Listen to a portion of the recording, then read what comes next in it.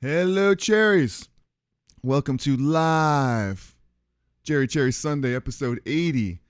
In this video, I'm going to show you 3 things that you need to know to become great on the guitar. And those 3 things are fretboard memorization, the circle of fifths, and playing the blues.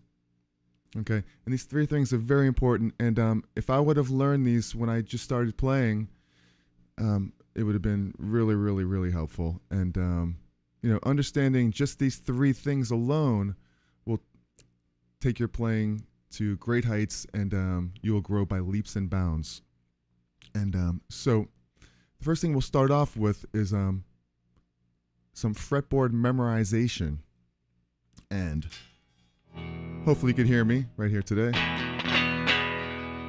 We'll hit this E chord. I want to say hello to Kelly, my friend Kelly in the chats. And remember, as always, I will put a timestamp in the description for when the actual lesson starts. But right now I just want to say hello because it's Saturday. I got that right today. It's usually Sunday, but the last 2 weeks I've gone live on Saturdays and said Sunday all day when it actually is Saturday. So hello, Kelly B. Thanks for spending some time with me here today.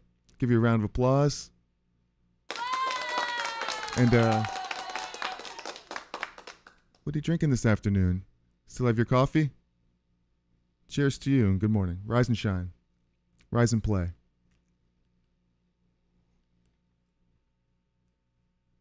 So, we got a good one today, and it's very important because there's these 3 elements, and I promise you that if you study these and really focus on them, your playing will grow by leaps and bounds.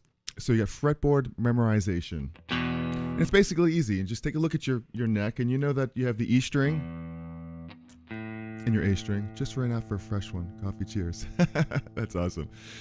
So you have your guitar, your 6 strings, but we're only going to focus on just these 2.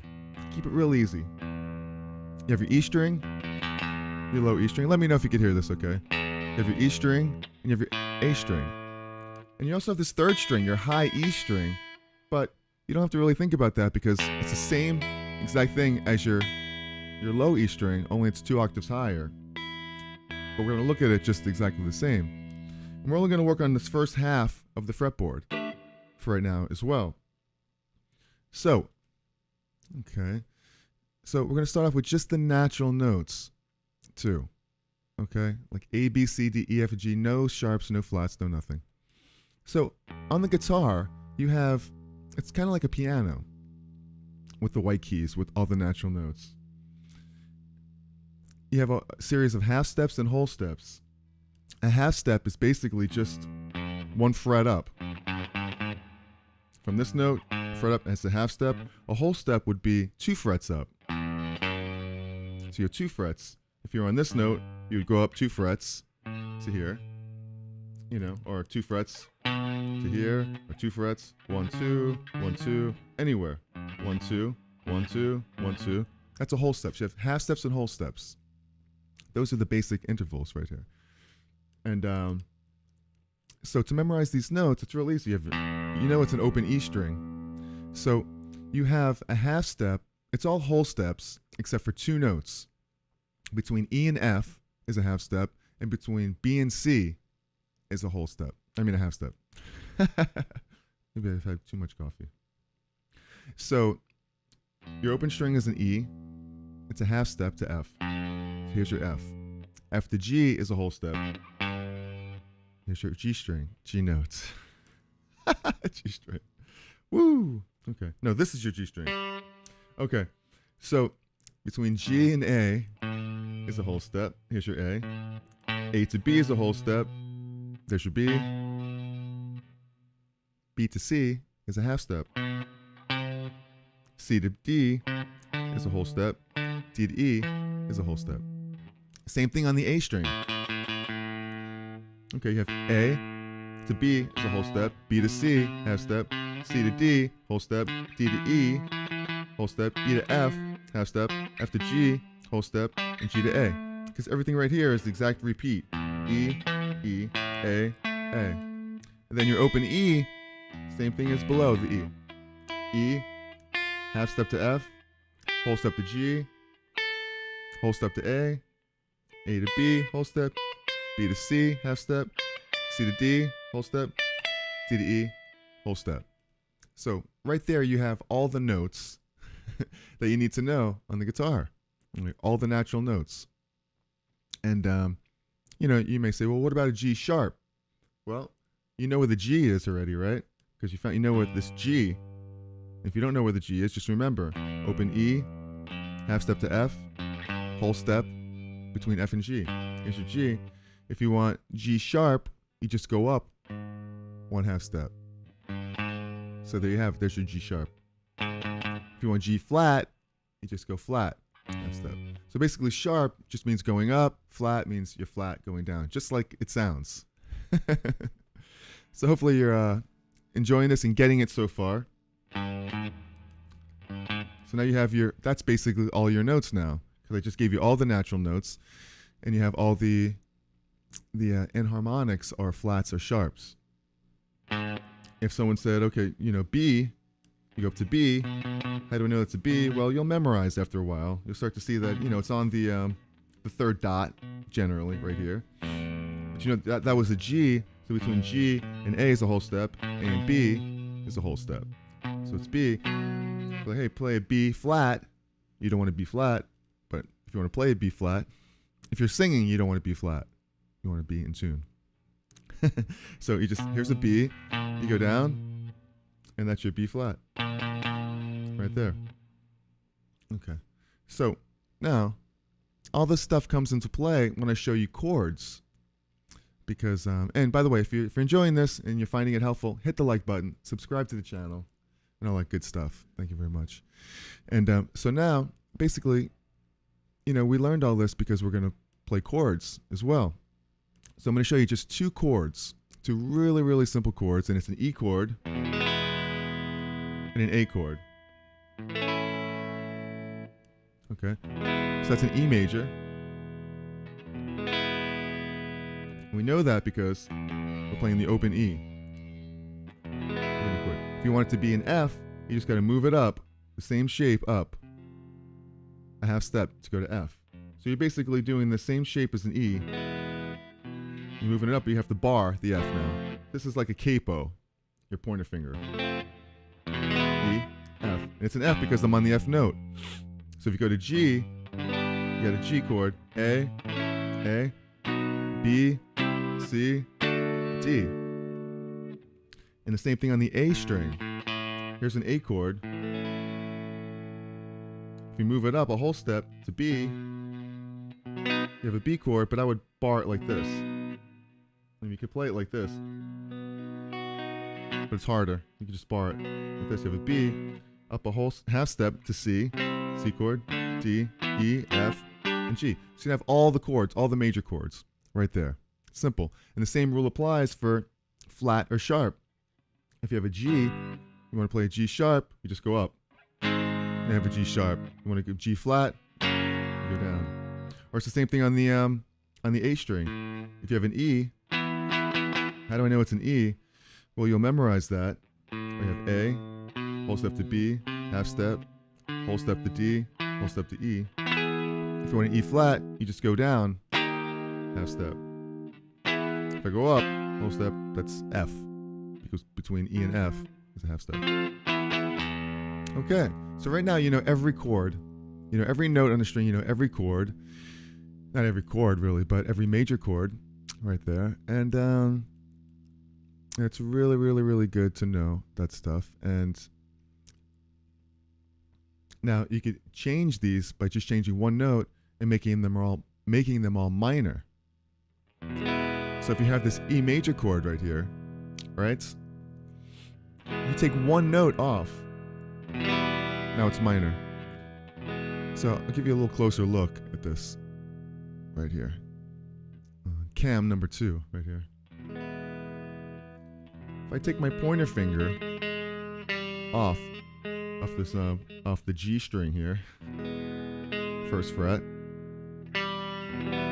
now it's minor, E minor. And it's the same thing everywhere. When I go up to F, I take this finger off, it's minor. Same thing on G, minor. A minor. B minor. C minor. D minor. Back to the octave again. Okay, same thing on the A string. If I hit an A chord here, this A position, if I drop this one note right here, my pinky, a half step, now it's A minor instead of A major. So same thing, if I went up to B right here, if I drop this a half step, B minor. C, drop it a half step, minor. D, minor. E, minor. F, minor. G, minor. And A again. So now you know all the minor chords everywhere, just by changing one note. Very, very, very simple stuff. And real quick, I'll just show you dominant chords. If you take your regular E chord, if you put your pinky on the B string, on the next fret up from where you're fretting your E here, you have an E7. Or you could just release your ring finger here. If you were on G, you'll be hitting that note right there. Hitting that note. So you're taking a regular major chord, and you have a dominant chord that leads to, dominant chord. A7 leads to D, A7, etc. Hello, Mike. Long time no see. So good to see you. Do you have your guitar? Are you in tune? Are you rocking out with me? Give you a round of applause. Thank you for hanging out here on this live Jerry Cherry Sunday, episode 80. Wow, 80 weeks straight. Cheers to you for hanging out and learning some guitar.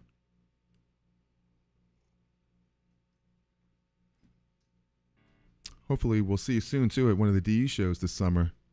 Lots of them coming up every weekend until, like, September, probably. So, okay. So, we got that. We know everything now. That's it. So, if you enjoyed this video, please hit the like button, subscribe to the channel, all that good stuff. Now, moving on, let's check this out. We're going to talk a little bit about the circle of fifths. Okay. So, the reason they call it a circle of fifths is because the notes are a fifth apart. If you look at the top, we're at like 12 o'clock. Let's look at this like a clock. 12 o'clock, you get C. Okay? Going clockwise, all the letters on the outside are a fifth apart. C to G will count. C, D, E, F, G. It's 5. G to D. G, A, B, C, D. And just by the way, the musical alphabet is only A through G, and it starts all over again. It cycles. So G to G. G, A, B, C, D. Fifth. D to A. D, E, F, G, A. A to E, A, B, C, D, E, and etc. all the way around. If you went counterclockwise, it would be fourths. That's like the circle of fourths. So it'd be C, D, E, F, F, G, A, B, flat, all that good stuff. So, now that you know that, you are a maestro.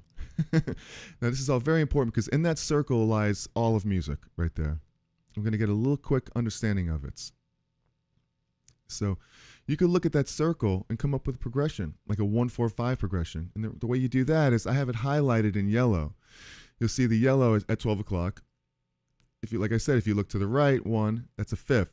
You look to the left one, that's a fourth. So right there, you have your 1, 4, and 5 chords in C. You have a C as a 1, the F is the 4, and the G is the 5. Right there. Which would be like a C chord. A 4 chord is an F. And a 5 chord. Very popular in music, right? Hearing the sound.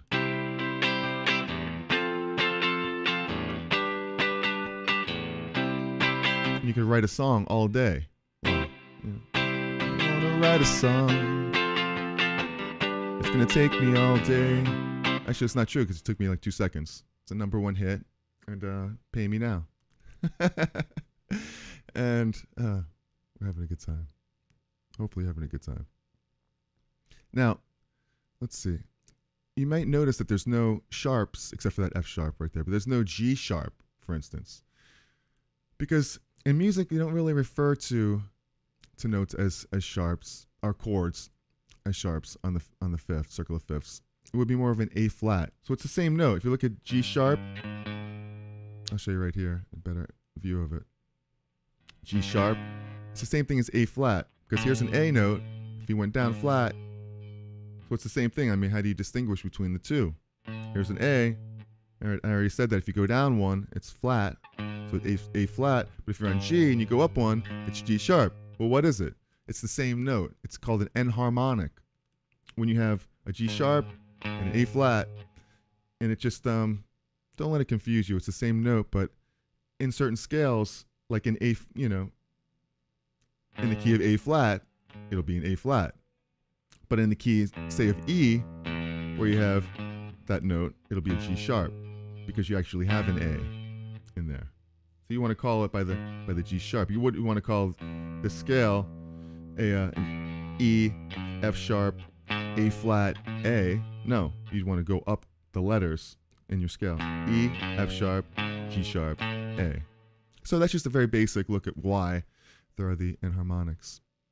So we'll go back to this circle of fifths here, and we'll see the relative minor, which is cool, because if you look at the chart again, if you see the C in the middle, 12 o'clock, if you go down to below it, that's what the inner circle is. Those are the minor chords, and they're related to the outer band. In this case, the relative minor would be the minor notes that corresponds with the outer band letter. So C, the relative minor would be A. Just like you play a C chord here, relative minor. Well, actually, let's play it like we learned it. Here's a C chord. This chord right in this position right here. We go down, here's an A minor. Remember I showed you here's a major. We just took away this one chord, so that's an A minor. So these two chords are related. Pretty much every way. They share all the same notes. Like if I was to play the C major scale, let's put it on this camera so you can see. If I was to play the C major scale here, oops. I can't even play the C major scale.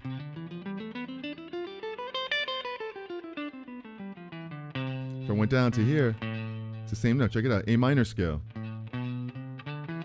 Same scale. Same notes. If I was playing this progression, I could play that scale. There, I just wrote another song. I could play all those same notes, or you could sing all those same notes, and you'd have a number one, or at least a top 10 hit single right there, right? So, all right, that's a great way to understand the circle here.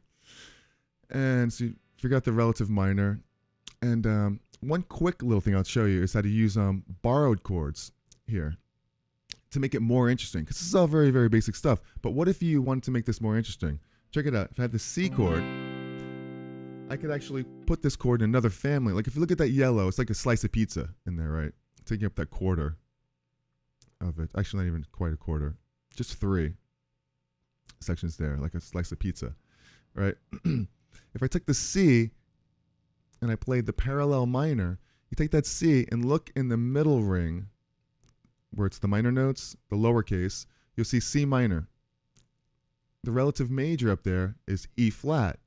So if I can use all of those 6 chords with my C major.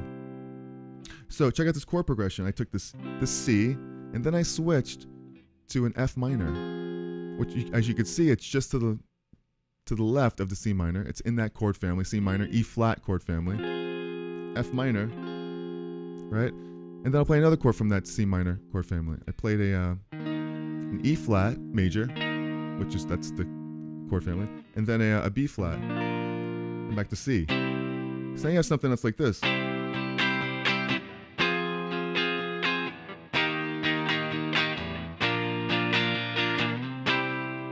Does that sound interesting? Now I made a quick little loop, and you could solo over this. And the way you would solo, if I played the C major scale on the C chord, but when I went to the other 3 chords, I'm now in C minor.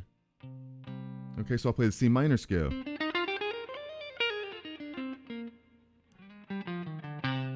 Watch. This is what it sounds like. Hopefully this loop works. Minor.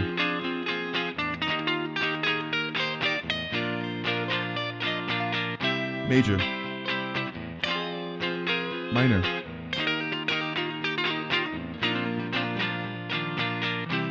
Major.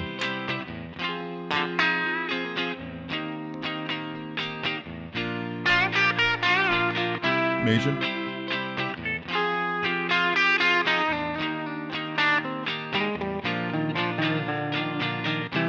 Major. Minor.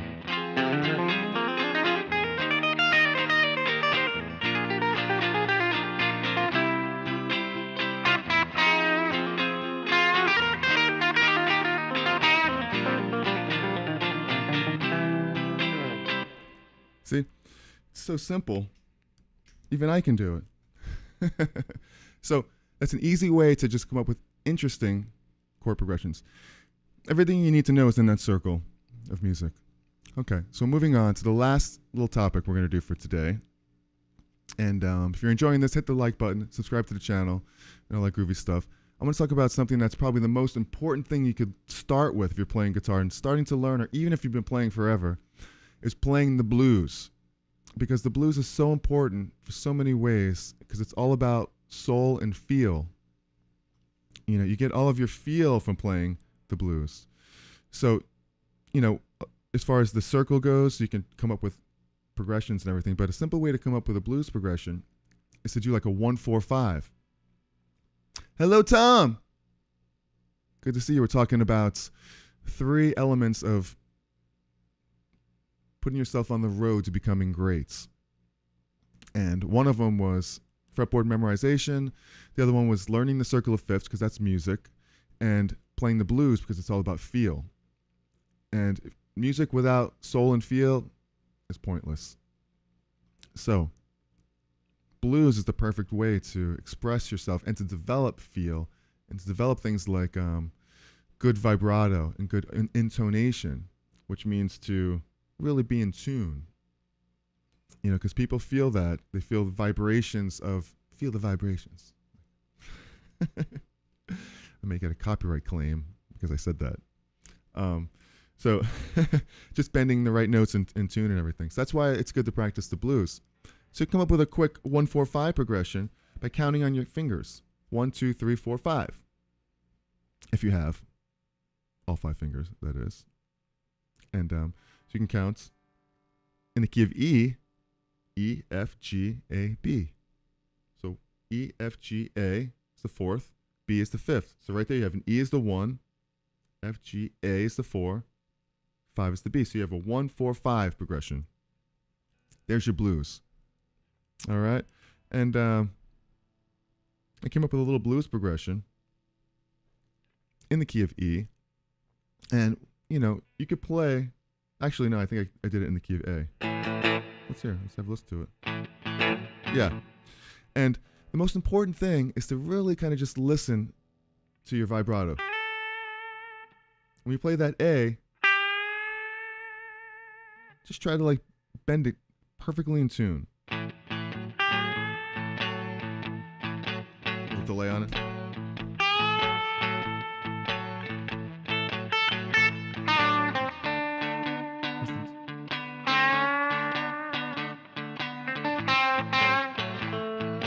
Vibrato.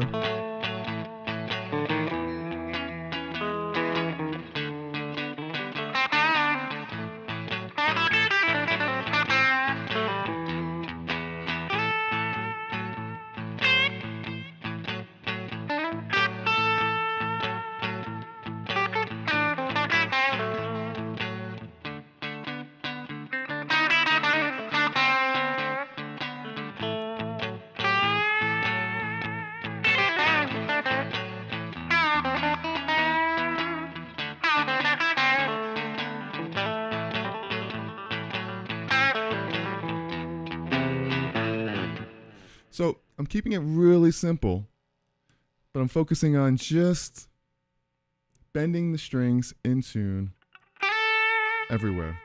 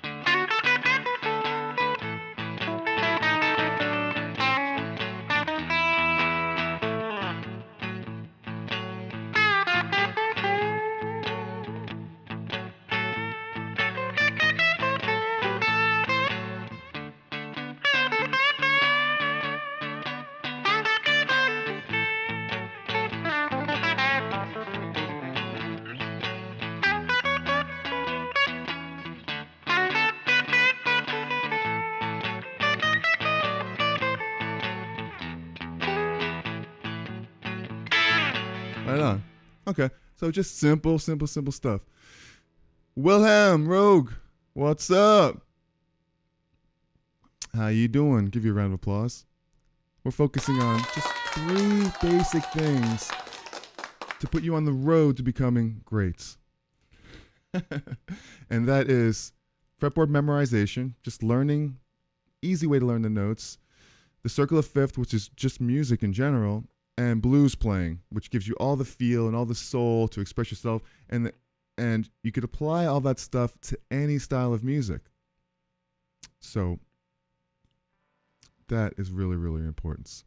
And check this out. So I came up with a playlist, and I'm going to put it on later, but I'll put it at the end of the video, where you can go into more detail on some videos that I created around those 3 different elements, as far as fretboard memorization, the circle of fifths, playing the blues. I went deeper and deeper. This is kind of a quick tutorial on that. And so just let me know, like, what are some important things that you learned on guitar that helped you get better? Like, there was always like a breakthrough then. What did you do? What did you learn that helped you go, wow, it just kind of clicked and everything just kind of opened up in your mind? I love to know. Like, for me, it was all this stuff right here. It was all about, simply learning the notes on the guitar, learning how to use the circle of fifths, and learning the blues and understanding what was important about it. The feel, the intonation, knowing that you have an A here, bending up perfectly. And then 4 chord.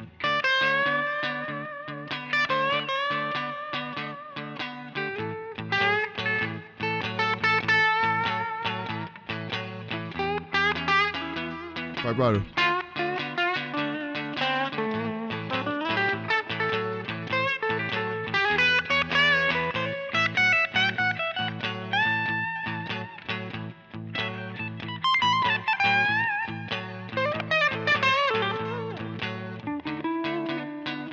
See?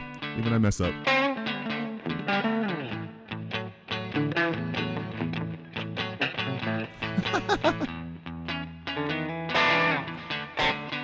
When you play the blues a lot, sometimes you forget what key you're in.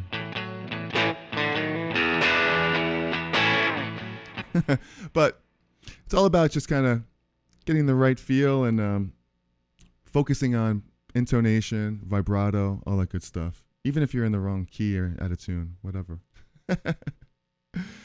So, okay.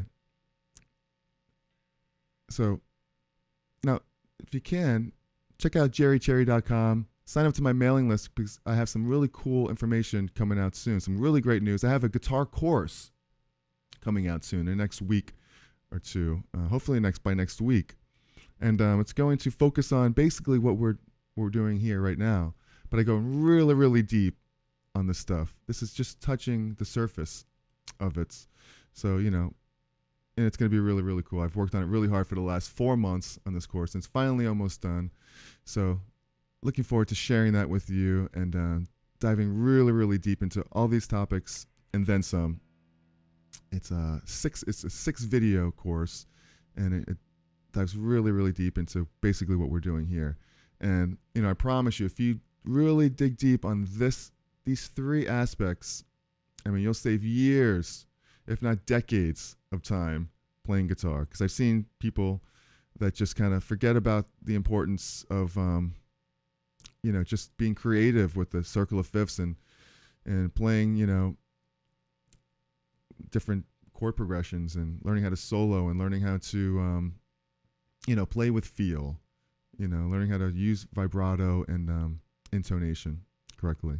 So any questions about this stuff, please let me know. Let's see, Tom has something here.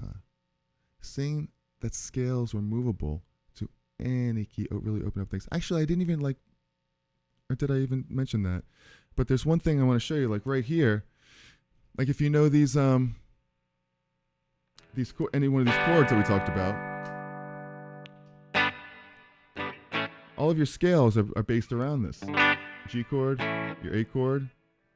So you have your A right here. I want to say thank you Wilhelm too for hanging out with us and for the great comments, great words.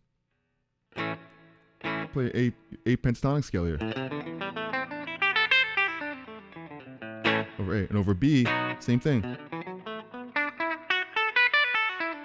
Now, of course, you wouldn't always play the pentatonic over this major chord. I mean, you could play a major scale. Or any scale, really. But, especially in the blues, you have that A chord. Pentatonic. Over a D chord.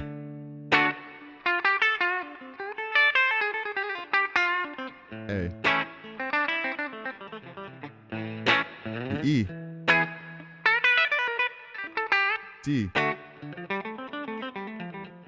A. And the same thing goes on the A string.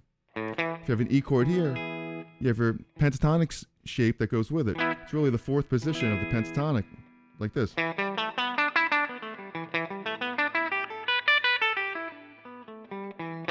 Or if it was an A or a C here. C chord. That's basically the same scale as here. No, it's right here. Check it out.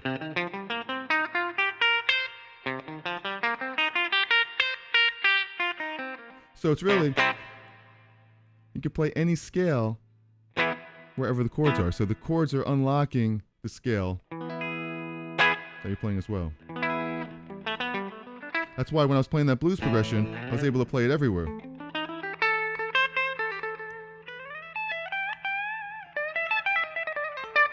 Without thinking, where am I going to go next to my A?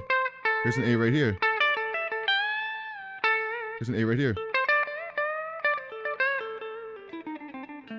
4 chord, I know this is a D right here. I can go to that pentatonic position here if I wanted to. A.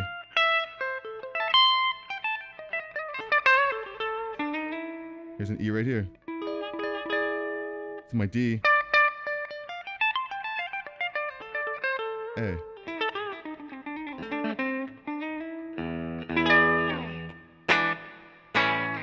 So, there you have it. Hopefully I didn't go too overboard with all that stuff. I want to keep it simple. And so thank you very much for hanging out. I post a new guitar video every week. I go live every Sunday, except for these last 2 weeks. It was Saturday, but back to normal schedule next week, 1 o'clock Sundays. And thanks for tuning in. And what are you saying here, Tom? Got to show us some of those licks soon. You know what? Slow down. You're so right. I think about that all the time. So many times I talk about scales and I show positions, and I almost assume that people know what to play in those scales and positions, but I guess that's not always the case. I'm giving a framework to where just here's all the notes, just play them all, and they're all right. Use your ears and see what you think sounds good, but it would be helpful to actually show how to play certain licks in there. So you were absolutely right about that, Tom, and thank you for pointing that out to me, because I really want to make a lesson, just focus on maybe like a handful of licks, because I really don't even play that many licks. I kind of play like the same licks everywhere, but I know at least 5 of them, and I can show them to you. So thanks, and I will definitely make a video and inspired by you. So thank you very much, Tom, for that. And so all good. I think that's it for today. And like I said, I'll put a playlist here of a whole bunch of videos that are related to what we talked about today. So enjoy the rest of your Sunday. Thanks for spending time with me. And Kelly, thank you very much, as always. And Kelly is a great singer, and she does lives on Facebook. So check her out at Facebook.com/Kelly's Music Corner every Tuesday and Thursday at 7 o'clock, where she tells a story, usually like some awesome story, like by Curious George or something, or the Peanuts. But it's not for kids. It's for kids of all ages, like us, basically. And then she winds up singing a couple songs with her dad, Fortune, who's a great guitar player, who goes live on Fridays at 7 o'clock on her channel. So check him out too.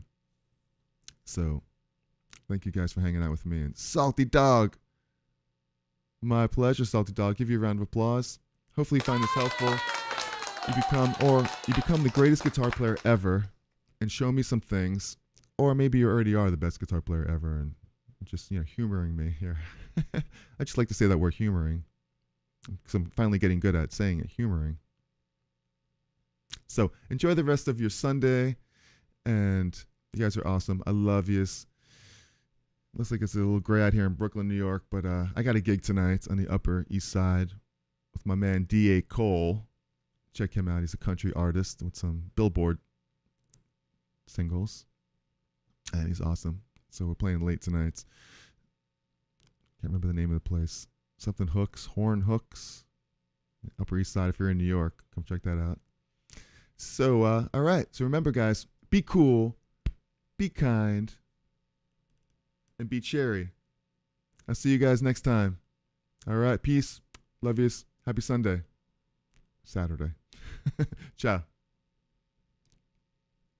And here's a playlist of everything we talked about today. All the videos. Ciao.